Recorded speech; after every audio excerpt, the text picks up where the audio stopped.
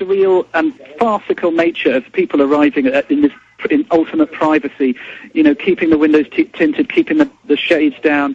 What on earth do they think they're going on? What is in their minds? It's so pathetic that they're having this meeting. It's kind of pathetic. As much as, you have different feelings about it. You might be angry. You might be insulted that they're having this meeting in private. I kind of find it a little bit tragic. Mr. Skelton, they've stolen $14.8 trillion in 7 months of U.S. taxpayer money. The global banking ministers are meeting. They've stolen $10 trillion from Europe and England together. It would be tragic if they didn't control the military. We have Bilderberg Group, Club of Rome documents, sir. They're calling for world population reduction.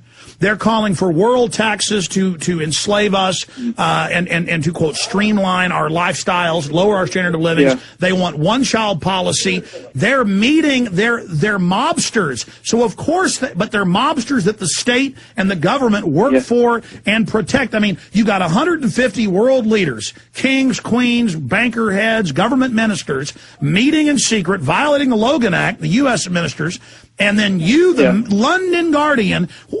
Is it the Guardian in the top 5 newspapers, or is it the top 10? Oh, yeah, I mean, it's one of the big broadsheets, so it's, what, top 5? But I mean, the London Guardian is the biggest paper in Europe. I mean, I know that because I've been to Europe. No, that's the paper you see everywhere. No, in fact, pull up. I should point out, I'm not really, I'm not a journalist. I'm a writer. I write jokes about, Amy Whitehouse and, for a living. That's why they sent you, because they thought you wouldn't be able to recognize what was really happening, but I think you're a smart guy. With respect, that's not what happened. I was aware that they weren't going to send anyone, and no one was writing about this. So I approached them, and I said, under the cover, of wanting to make a few jokes about it, I said, why don't I go over and cover this? They said, okay, that sounds funny. So, I've started to be able to, just, I hope in my small way, raise a little bit of awareness about this, because you would not believe the lack of awareness and the lack of just basic knowledge or even caring about this situation and about, global power structures. There is just such ignorance. It's unbelievable. Yeah, let me throw this in. They just walked in with a bunch of mainstream articles out of Greece, England, you name it. Yes, there are members of the State Department and others on record meeting in Greece this weekend. So all these Obama people are going over to Greece, but then the news won't say they're there because it's a felony. Now, Rick Perry, in 2007, he's the first to ever arrogantly tell the Dallas Morning News he was going to Bilderberg. And he went to Istanbul, Turkey. Now, the article yesterday that you were in kind of said you were going to Bilderberg to see if it existed. Let me ask you now, does it exist? Oh, yeah. Yeah. 100. Do those police... 100,000%. Do those police exist that took you to jail? Well, yeah. I'm calling from the police station. You know how many times I've been in a police station in my life? Twice. Both days here at Bilderberg. Now, I've never been arrested. I've never had a crossword with a policeman, and now suddenly this. Yeah, but that's what Winston Smith's upstairs neighbor, when he brings him into the cell and he goes, "They got you too?" And he's like, "I don't know why I'm here. I must have done something. I'm sure I deserve it. My son turned me in. I'm so proud of him." I mean, do you understand that's the level we've reached? I hope I'm not coming across as that. I hope I'm not saying I've done something wrong here. Really not. Evil. What I am saying though is that forgive me if I'm you've been doing this for years. This is my first Bilderberg. I know I'm a bit naive. I know that. I appreciate that.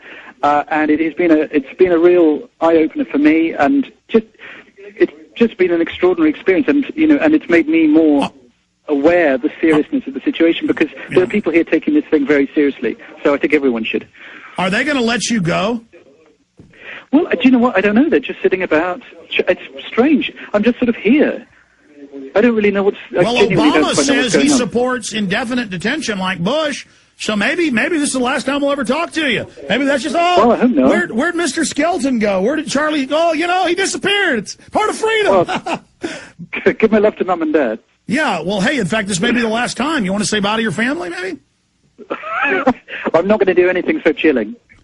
But, this is freedom. Look, and this is, also, on a serious note, this is the first time I've experienced, in a very, very real, visceral way, the withdrawal of freedoms, and just the other day, on a related note, I found out that the EU had stopped a number of basically limited the number of seeds that you can sell legally to members of the public in the UK. This is a directive from Europe, so they're limiting the number of seeds. I was trying to buy some heritage seed varieties. I suddenly found out I couldn't unless I became a member of a seed club, and I suddenly thought, God, this is it. You know, my freedom here. No, we went on air.